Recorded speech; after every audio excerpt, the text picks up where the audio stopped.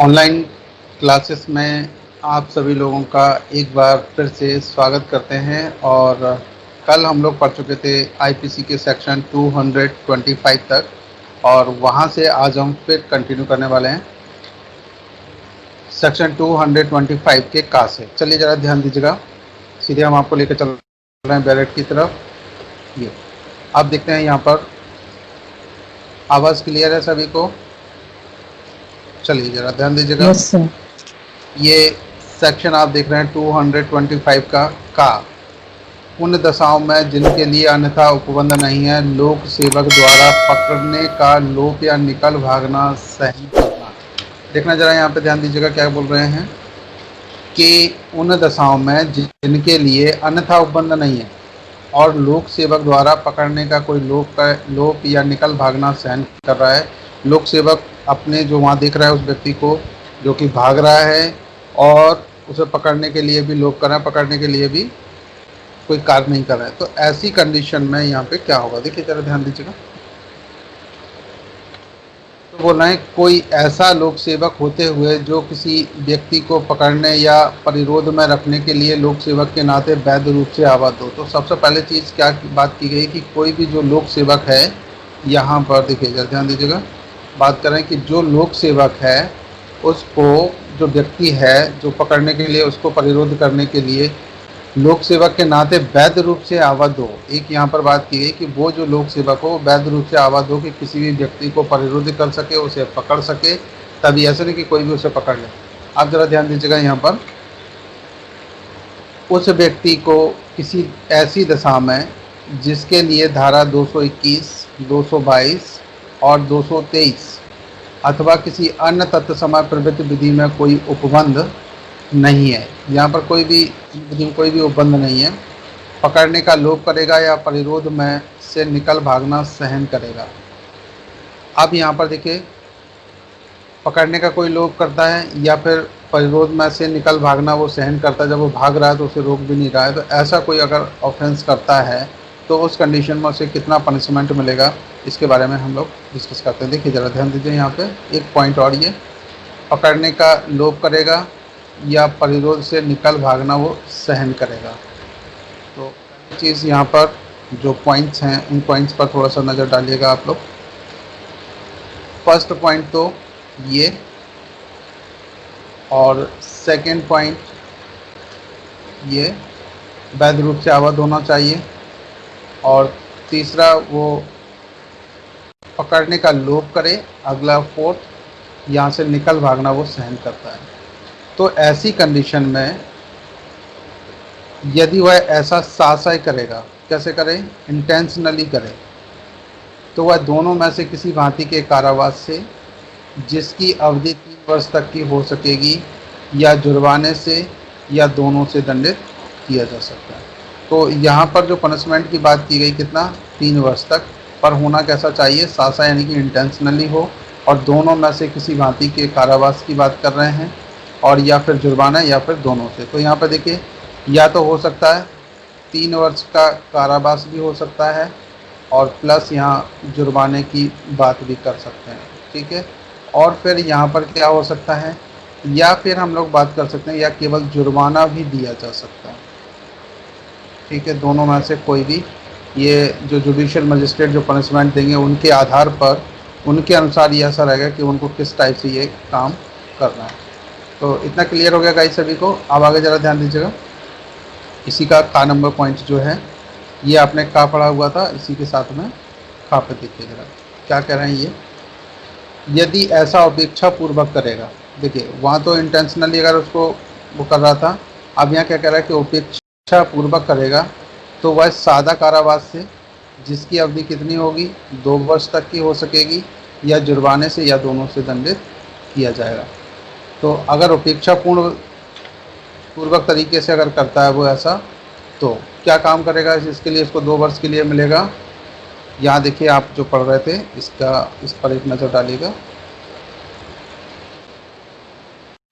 उन दशाओं में जिनके लिए अन्यथा उपबंध नहीं है और जो लोक सेवक है द्वारा पकड़ने का कोई लोप या निकल भागना सहन करता है, किसी अपराधी को पकड़ने के लिए जब वो आबद्ध है और वो उसे नहीं पकड़ता है और वो उसे भागने के लिए भी भागने देता है कि भाग जाओ, कुछ नहीं काम करता है, तो ऐसी सिचुएशन में अगर वो साशय करता है तो वह दोनों में से किसी भांति के कारावास से, जिसकी अभी 3 वर्ष की बात की गई थी, और जुर्माने से, और दोनों से दंडित किया जाएगा। वहीं नीचे बात क्या कर रहे हैं ये कि अगर वो उपेक्षा पूर्वक कोई कार्य करता है तो उसे सादा कारावास, जिसकी अवधि 2 वर्ष तक की होगी, जुर्माना या फिर दोनों से दंडित किया जा सकता है। इतना क्लियर हो गया सभी को? पता क्लियर है ना? चलो अब यहाँ पर नेक्स्ट हम यहाँ पर बात करने वाले हैं, अगले सेक्शन की तरफ चल रहे हैं, तो देखिए जरा ध्यान दीजिए। 225 जो खा है बी, इसकी तरफ थोड़ा सा ध्यान देते हैं। देखो यहाँ पे ये क्या कह रहे हैं, अन्यथा अनुपबंध दशाओं में विधि पूर्वक पकड़ने में प्रतिरोध या बाधा या निकल भागना या छुड़ाना। अब देखो यहाँ पर जहाँ पर अन्यथा कोई उपबंध नहीं है ऐसी दशाओं में, तो फिर कोई व्यक्ति जब विधि पूर्वक उसे पकड़ रहा है, कोई भी लोक सेवक, तो उसको कोई प्रतिरोध करता है, बाधा करता है उसे, और निकल भागता है या फिर उसे छुड़ाता है, तो ऐसी सिचुएशन में क्या होगा, कितना पनिशमेंट दिया जा सकता है। देखिए उसके लिए ज़रा ध्यान दीजिएगा। यहाँ पर कह रहे हैं कि जो कोई स्वयं अपने या किसी अन्य व्यक्ति के विधि पूर्वक पकड़े जाने में साशय प्रतिरोध करेगा, या तो वो स्वयं पकड़ा जा रहा हो या कोई दूसरा व्यक्ति भी पकड़ा जा रहा है, उसके साथ भी, देखो क्या कहा, स्वयं अपने में, ध्यान दीजिए, देखिए स्वयं अपने या किसी अन्य व्यक्ति के विधि पूर्वक पकड़े जाने में साशय प्रतिरोध करता है या अवैध बाधा डालता है, या किसी अभिरक्षा में से जिसमें वह विधि पूर्वक निरुद्ध हो, कोई अभिरक्षा जिसमें वह विधि पूर्वक निरुद्ध होता है और वह क्या करता है, वहाँ से निकल भागेगा या निकल भागने का प्रयत्न करेगा, या किसी अन्य व्यक्ति को ऐसी अभिरक्षा में से जिसमें वह व्यक्ति विधि पूर्वक निरुद्ध हो, छुड़ाएगा या छुड़ाने का प्रयत्न भी करेगा, तो वह ऐसी दशा में जिसके लिए धारा 224 या फिर धारा 225 या किसी अन्य तत्व समय प्रवृत्ति विधि में उपबंध नहीं है, तो दोनों में से किसी भांति के कारावास से जिसकी अवधि 6 मास तक की हो सकेगी। दोनों भांति का कारावास आप समझते हैं, और अवधि की बात की गई 6 मास तक हो सकेगी, या फिर जुर्माने से या दोनों से दंडित किया जाएगा। इतना क्लियर हो गया गाइस? यस। अब देखिए हाँ, यहाँ पर जरा ध्यान दीजिएगा, जब विधि पूर्वक कोई लोक सेवक किसी व्यक्ति को पकड़ रहा है जिसे वो अपराधी होना मानता है और वैध रूप से पकड़ रहा है, तो कोई व्यक्ति अपने को या अन्य व्यक्ति को साशय उसको पकड़ने के लिए प्रतिरोध करेगा, अवैध बाधा डालेगा। जितनी ये जो ऊपर आपने देखा है, प्रतिरोध करना, ये बाधा करना या निकल भागना या फिर किसी को छुड़ाने की बात कर रहा है, तब तो ऐसी सभी सिचुएशन के लिए उसे कितने कारावास के होगा, 6 महीने का कारावास हो सकता है, या जुर्माना, या दोनों से दंडित किया जाएगा। यहाँ पर जो निर्वासन के विरुद्ध वापसी की बात की गई थी, ये इसको रिपील कर दिया गया, क्योंकि निर्वासन वाला जो ये था इसको ही रिपील कर दिया गया था, तो इसके पनिशमेंट की फिर रिटर्न होने की बात ही खत्म हो गई। चलिए ज़रा ध्यान दीजिएगा। नेक्स्ट सेक्शन 227 पर एक नज़र डालते हैं हम लोग। सेक्शन 227, दंड के परिहार की शर्त का अतिक्रमण। देखो जहाँ पर दंड किसी व्यक्ति को दिया गया है और उस पर कोई शर्त लगाई गई है जिससे उसे छोड़ दिया जाता है, पनिशमेंट तो उसको मिलना चाहिए लेकिन नहीं देते हैं, उसका भविष्य को देखते हुए कभी न्यायालय ऐसा करता है या कुछ उसका पनिशमेंट माफ़ कर देता है, उस कंडीशन में अगर वो शर्त का अतिक्रमण कर दे तो उस कंडीशन में क्या होगा। देखिए ज़रा यहाँ पे आपने परीक्षा पैरोल में पढ़ा होगा इसके बारे में। देखिए, जो कोई दंड या सशर्त परिहार प्रतिगृहित कर लेने पर, सशर्त वहाँ एक शर्त टर्म्स कंडीशन लगाई जाती है कि भाई ये शर्त के अधीन ही आपको छोड़ा जा सकता है।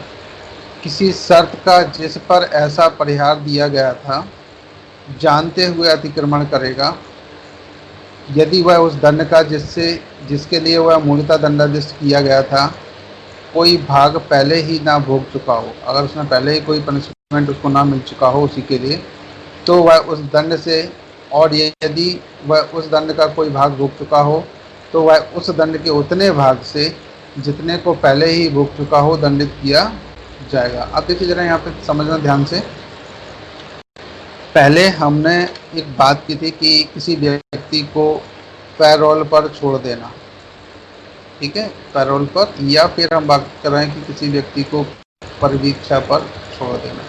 तो ये क्या होता है?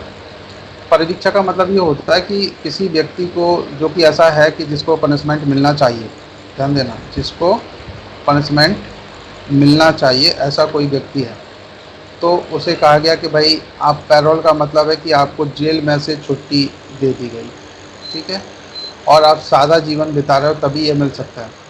परिवीक्षा अवधि का मतलब क्या होता है कि ऐसा व्यक्ति जिसने छोटा मोटा ऑफेंस किया है, कोई बड़ा ऑफेंस नहीं है, और पहली बार गलती से हो गया है, तो न्यायाधीश यहाँ पर क्या कर सकते हैं, इसको परिवीक्षा अवधि पर छोड़ सकते हैं कि भाई आप कोई ऑफेंस मत करना, आप नेक्स्ट टाइम, आपको हम अभी छोड़ देना आपके भविष्य को देखते हुए, पर आपने अपराध तो कर दिया है, तो आपको यहाँ पर अभी हम माफ़ कर दे रहे हैं इस बारे में। तो ये परिवीक्षा का मतलब ये है कि उस व्यक्ति को 2 महीने 3 महीने तक का ऐसी शर्त लगा करके कि 3 महीने तक आप कोई भी अपराध नहीं करोगे, अगर करोगे तो आप वापस से आपको पनिशमेंट दिया जा सकता है।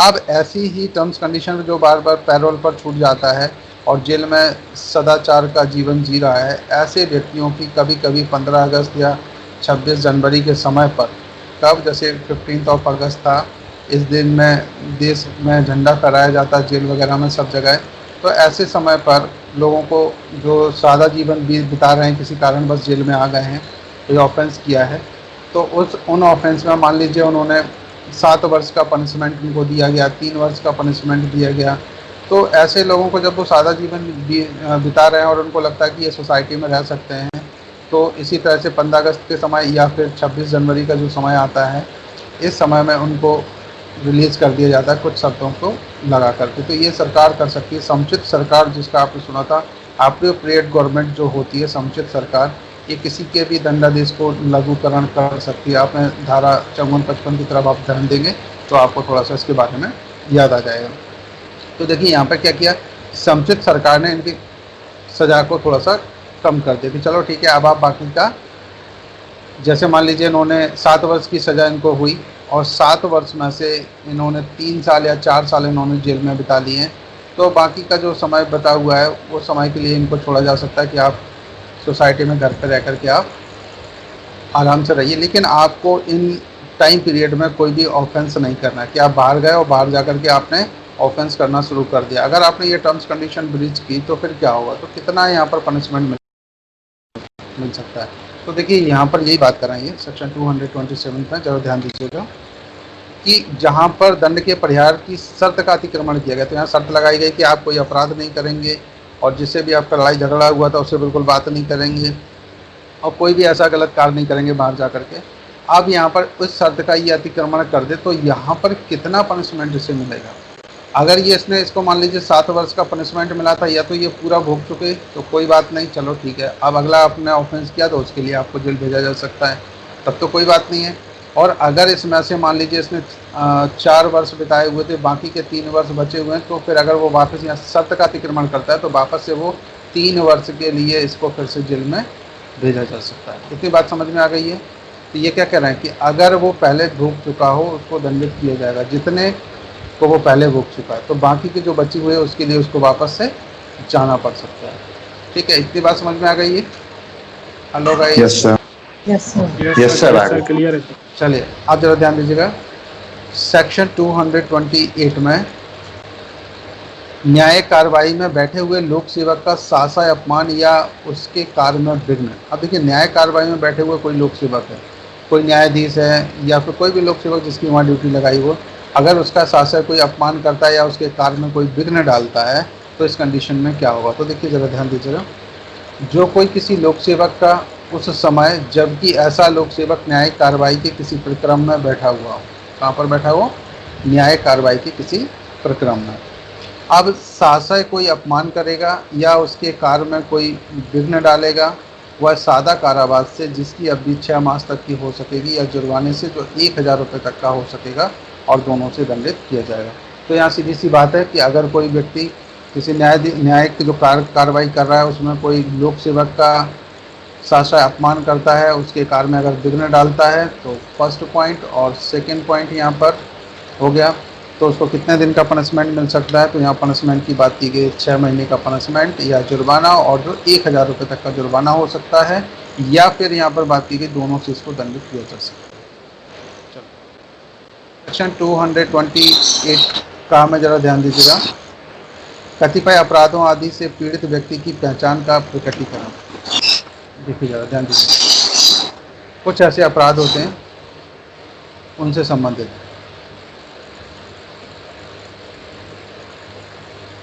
किसी का माइक ओपन था क्या गाइस? माइक प्लीज ऑफ कर लीजिए। चलिए जरा ध्यान दीजिएगा, नेक्स्ट सेक्शन की तरफ हम लोग बात करने वाले हैं। सेक्शन 228A में कतिपय अपराधों आदि से पीड़ित व्यक्ति की पहचान का प्रकटीकरण। अब जो पीड़ित व्यक्ति की है ना, वो पहचान और उसके प्रकटीकरण के लिए कैसे होगा, देखिए ध्यान दीजिएगा।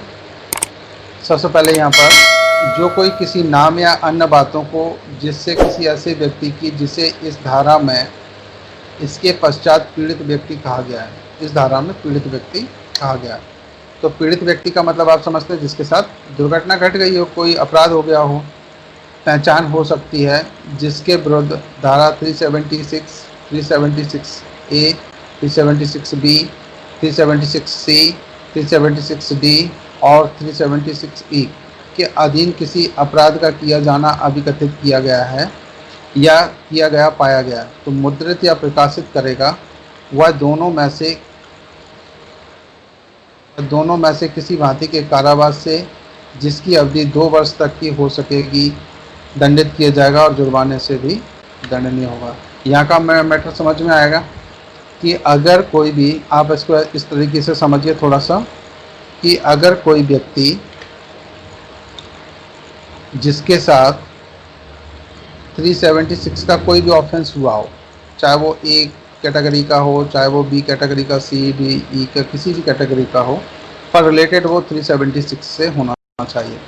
और इसके लिए कोई भी व्यक्ति किसी की पहचान को बिल्कुल प्रकट कर दे सब जगह कि किसके साथ क्या हुआ, उसका सही नाम बता दे जिससे सोसाइटी में उसका नाम खराब हो, क्योंकि ऑफेंस ये अनवांटेड होते हैं।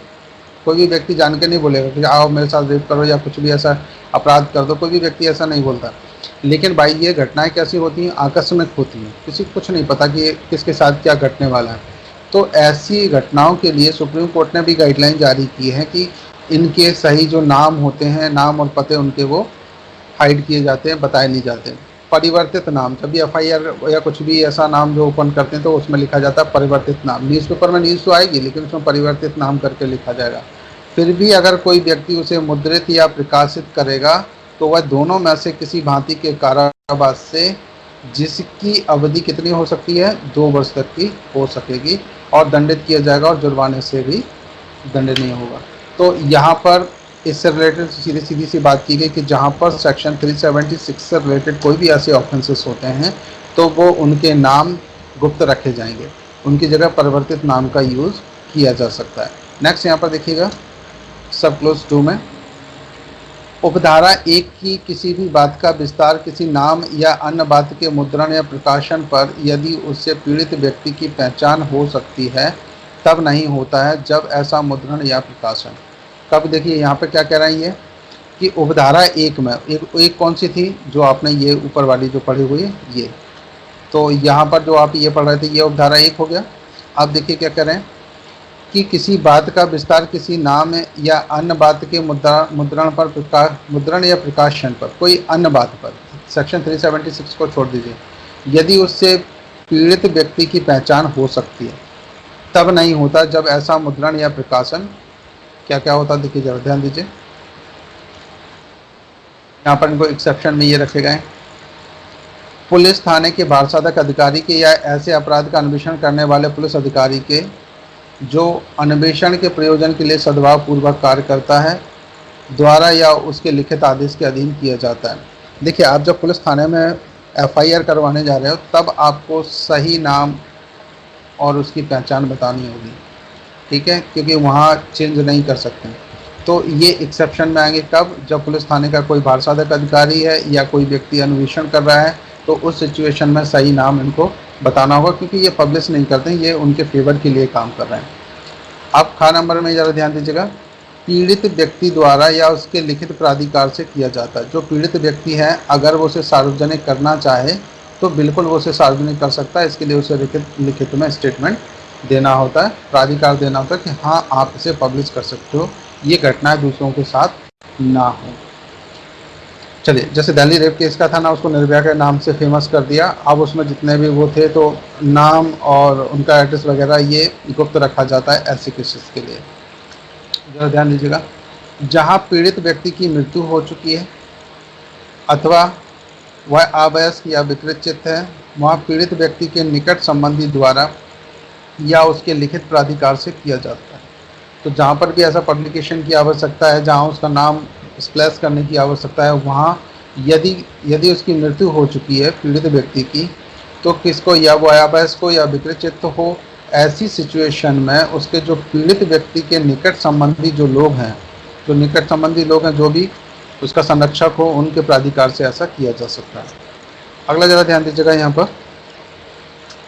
परंतु निकट संबंधी द्वारा कोई भी ऐसा प्राधिकार किसी मान्यता प्राप्त कल्याण संस्था या संगठन के अध्यक्ष या सचिव से, चाहे उसका जो भी नाम हो, भिन्न किसी अन्य व्यक्ति को नहीं दिया जाएगा।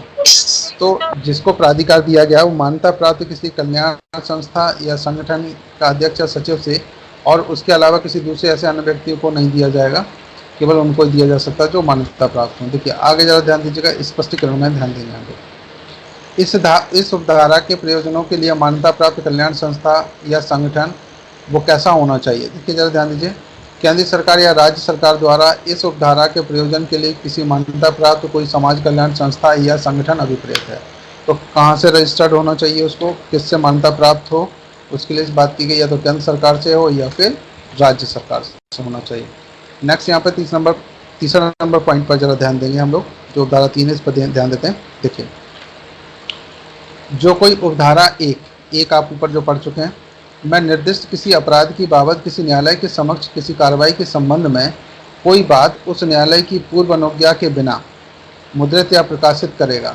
तो देखिए, जब उपधारा 1 की में जो बात की गई थी, उसको सबसे पहले न्यायालय से परमिशन लेनी होगी कार्रवाई के संबंध में, कि उसकी जो जानकारी है कब प्रकाशित करेगा। कोई भी न्यूज़पेपर में या कहीं पर भी प्रकाशित करने से पहले न्यायालय की परमिशन लेनी होगी, और अगर नहीं लेता तो कितना होगा यहाँ पर, वह दोनों में से किसी भांति के कारावास से जिसकी अवधि 2 वर्ष तक की हो सकेगी दंडित किया जाएगा, और जुर्माने से भी दंडनीय होगा।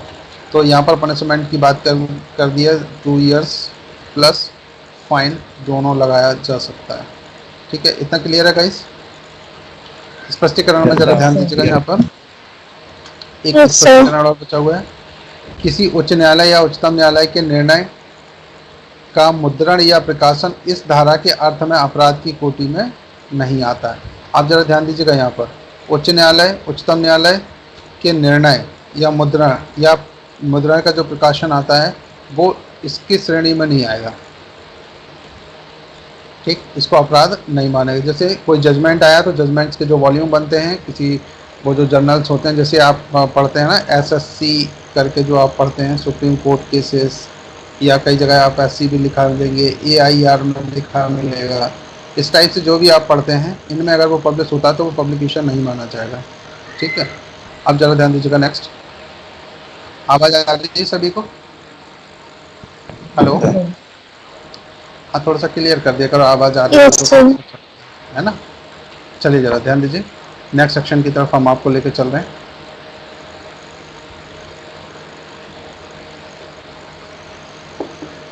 अब यहाँ बात कर रहे हैं सेक्शन 229 की। इसमें जूरी सदस्य या असेसर, इससे रिलेटेड हम लोग बात करेंगे, इसके प्रतिरूपण की बात करेंगे। ऐसा कोई व्यक्ति अगर बन जाता है तो जूरी सदस्य या असेसर का प्रतिरूपण, जो कोई किसी मामले में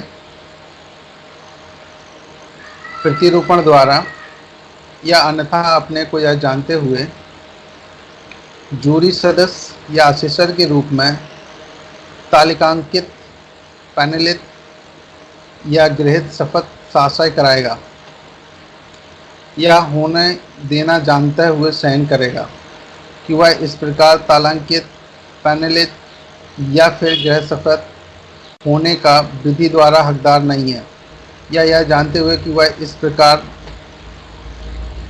तालांकित, पैनलित, इनके मतलब मैं आपको समझाता हूँ। गृहीत शपथ विधि के प्रतिकूल हुआ है और ऐसी जूरी में या ऐसे असेसर के रूप में स्वेच्छा सेवा करेगा, वह दोनों में से किसी भांति के कारावास से जिसकी अवधि 2 वर्ष तक की हो सकेगी, जुर्माने से या दोनों से दंडित किया जाएगा।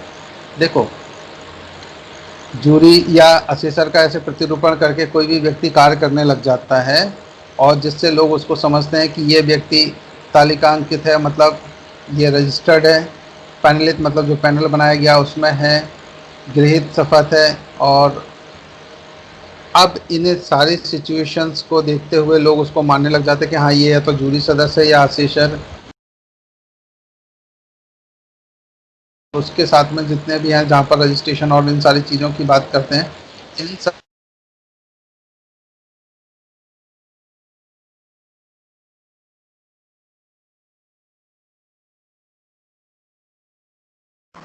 आवाज नहीं आ रही सर।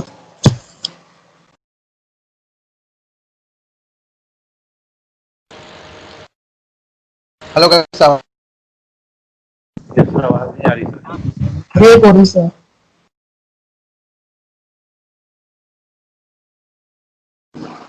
सर आवाज कट रही है। आवाज नहीं आ रही अभी तो। हेलो गाइस, अभी आ रही सर।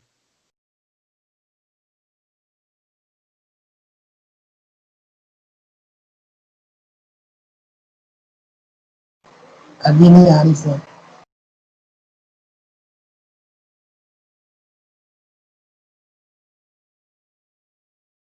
सेक्शन सर की आप तरफ चल। डिस्कनेक्ट करके सर करिए। हाँ अब हम चलते हैं, बात कर रहे हैं नेक्स्ट सेक्शन की। तो नेक्स्ट सेक्शन पर जरा ध्यान दीजिएगा।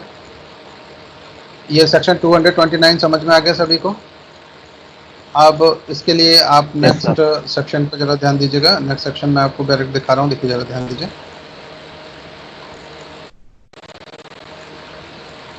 सेक्शन 229 पर एक नज़र डालिएगा। देखिए ये 229 का कह रहे हैं कि जमानत या बंद पत्र पर छोड़े गए व्यक्ति द्वारा न्यायालय में हाजिर होने में असफलता। अगर कोई व्यक्ति यहाँ जमानत या फिर बंद पत्र पर छोड़े गए व्यक्ति द्वारा न्यायालय में हाजिर होने में असफल होता है तो यहाँ पर क्या होगा? तो देखिए जरा ध्यान दीजिए। जो कोई किसी अपराध से आरोपित किए जाने पर और जमानत पर या अपने बंद पत्र पर छोड़ दिए जाने पर जमानत या बंद पत्र के निबंधनों के अनुसार न्यायालय में पर्याप्त कारणों के बिना जो साबित करने का भार उस पर होगा, हाजिर होने में असफल रहेगा, वह दोनों में से किसी भांति के कारावास से जिसकी अवधि 1 वर्ष तक की हो सकेगी या जुर्माने से या दोनों से दंडित किया जाएगा। तो देखिए यहाँ पे क्या बोल रहे हैं, 1 वर्ष तक का पनिशमेंट या जुर्माने से या दोनों से यहाँ पर दंडित किया जाएगा।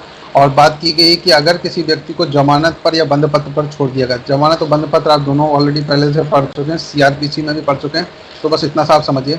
ए नाम का कोई व्यक्ति है और इसने कोर्ट में कोई जमानत दी या ऐसा कोई ऑफेंस किया होता जिस पर इसे बॉन्ड भर करके छोड़ दिया गया था। अब ये कोर्ट में उपस्थित नहीं होता है, तो ऐसी सिचुएशन में कब क्या होगा? अगर ये उपस्थित नहीं होता है तो यहाँ पर इसको 1 वर्ष तक का पनिशमेंट दिया जा सकता है और जुर्माने से या फिर दोनों से इसको दंडित किया जा सकता है।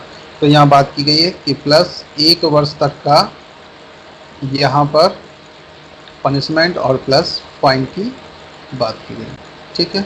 और केवल फाइन भी दिया जा सकता है, ऐसा भी हो सकता है। स्पष्टीकरण पर थोड़ा सा ध्यान देते हैं हम लोग। देखिए जरा ध्यान दीजिए। इस धारा के अधीन का नंबर में उस दंड के अतिरिक्त जिसके लिए उस अपराध के लिए जिसके लिए उसे आरोपित किया गया दो सिद्धि पर दायी होता और न्यायालय की बंद पत्र के समर्पण का आदेश करने की शक्ति पर प्रतिकूल प्रभाव डालने वाला नहीं है। तो देखिए यहाँ पर जो जैसे न्यायालय की जो बंद पत्र के समर्पण का आदेश करने की शक्ति पर प्रतिकूल प्रभाव डालने वाला नहीं है। न्यायालय चाहे तो देखिए किसी भी बॉन्ड को समर्पण कर सकता है। ये ऑलरेडी आप लोग सीआरपीसी में पढ़ चुके हैं कि अगर न्यायालय को लगता है कि बॉन्ड पर उसे छोड़ा गया था और इस बॉन्ड को यहाँ पर फोर्फीचर किया जा सकता है और इसकी धनराशि भी वसूली जा सकती है यदि वो न्यायालय में उपस्थित होने के लिए डिफ़ॉल्ट करता है और नहीं आता है तब। इतना क्लियर हो गया गाइस सभी को? हेलो। यस सर क्लियर है। ये नेक्स्ट क्लास में हम यहाँ चैप्टर 12 को डिस्कस करेंगे, सिक्कों और सरकारी स्टाम्पों से संबंधित विषयों के अपराधों के विषय में। और थोड़ी देर में हम यहाँ पर ऑब्जेक्टिव टाइप क्वेश्चंस को स्टार्ट कर रहे हैं, तो आप लोग ये लाइन पर बने रहिए हमारे साथ, और या फिर 2 मिनट का ब्रेक ले लीजिए। ब्रेक के बाद हम आपको रिकनेक्ट करते हैं और उसके बाद फिर से आप लोग कंटिन्यू करेंगे। चलिए गाइस, हम आपसे 5 मिनट 2 से 5 मिनट के बीच में फिर से आपको रिकनेक्ट करेंगे और आपको ऑब्जेक्टिव टाइप क्वेश्चन को डिस्कस करेंगे। उससे पहले आप लोगों को रिवाइज करना है, चाय पानी पीना हो चाय पानी पी लीजिए और फिर से क्लास में कनेक्ट हो जाए। चलिए गाइस, हम मिलते हैं 5 मिनट के बाद। Okay guys.